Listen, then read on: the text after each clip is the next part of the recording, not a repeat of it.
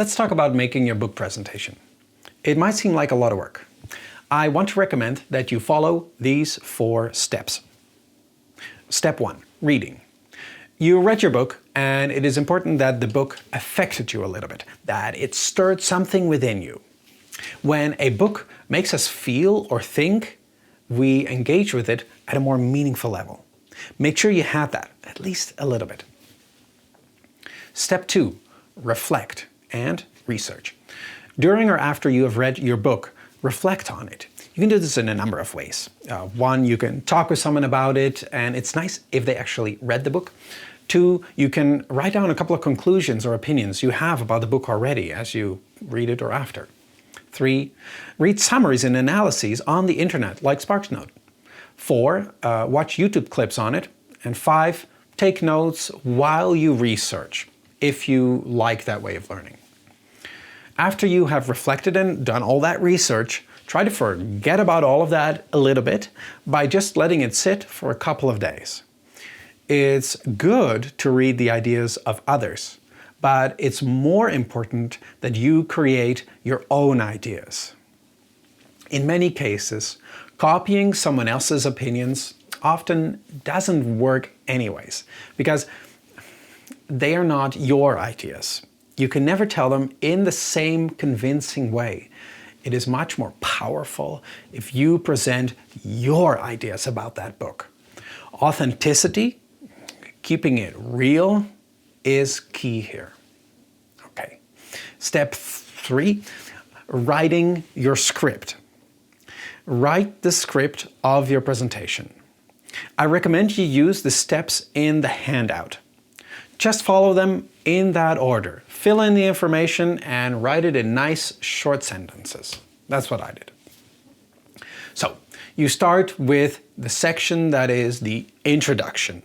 It contains a creative attention getter. The book title, the book genre, author information, an explanation of why you chose that book. You can show a picture of the cover as well. Okay. The next section is the section where the main characters get introduced.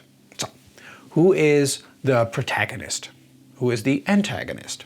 How old are they? What do they physically look like? What are their mannerisms and characteristics? What are their primary goals? What do they want? And can you compare them to a real-life person? Okay. These, again, can be a couple of quick sentences, really. The next section is plot. This is where you precisely and in detail discuss what happens in the plot. So that needs setting, major problem, the conflict from the plot diagram. What are the rising actions? What's the climax? Leave it a little bit vague so that you don't spoil the ending. Okay. What is the theme? Those are plot parts. Next, you read a powerful passage. Tell us why you chose the passage, and then read it. Next section is a book recommendation. Provide a couple of reasons with evidence as to why students in your class, although you're just presenting this to me this time, but we're pretending you're presenting to an audience, why students should buy or read that book. And the last section is your closing. It should be creative, that's always nice, and it should be clear that that's the end. Okay. After you've done that, step 4 is recording your presentation. Your presentation has to consist of voice and visuals. Because we are learning online, you have these 4 options. Option 1, you make it as slides with voice recordings. You can use PowerPoint or Google Slides. Both have the option to insert audio in your slides. You have to first record the audio on a phone or a PC or a Mac or a Chromebook. The final result you hand in on Google Classroom is a slides or PowerPoint file that plays your voice recording on each slide. So in PowerPoint or Google Slides, you go to Insert and then Audio, and that's where you insert the audio file that you have already recorded. Okay? In case you need more help, I've included a few how-to videos in the YouTube description below. Option number 2 you have screen recording. You can use Screencast-O-Matic. It has a few nice features. On the PC, you can also use the pre-installed Xbox Game Bar. It's shortcut Windows plus G. On a Mac or iOS, you can also use the pre-installed recorder by swiping up from the bottom. It's that round icon. However, you might have to enable this in the settings first. These apps, and many other ones, allow you to record slides and anything else that comes on your screen alongside with your voice. Screencast-O-Matic has the option of adding a script on the side for you to read off of, but you can also just hold another device with the script. Screencast-O-Matic also has the option of inserting a webcam feed that films you as you show your screen and overlays them. That's a nice option too. The result here is a video file that you also submit to Google Classroom. How-to videos for that are also in the description below. Option 3 you have is recording yourself like I do with these videos. You can record yourself giving the presentation. You can do this quite simply with your phone or with a separate camera.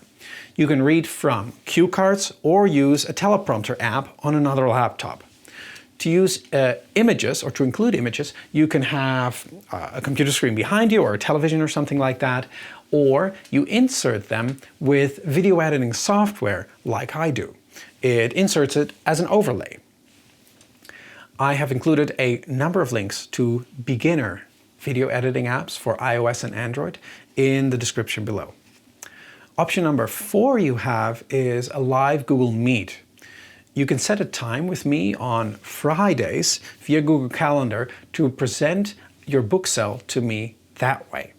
The requirements are the same: visuals and voice. You would share your screen with your slides and talk over them. It's an option that requires more preparation and memorization because you can't edit or redo anything afterwards. But some of you might want this. So, that's it for your options. But I have one note on audio. The thing that can make or break a good digital presentation is audio quality. 2 things are important with audio: location and equipment. Rooms echo really easily, and noise in the background is a no-no.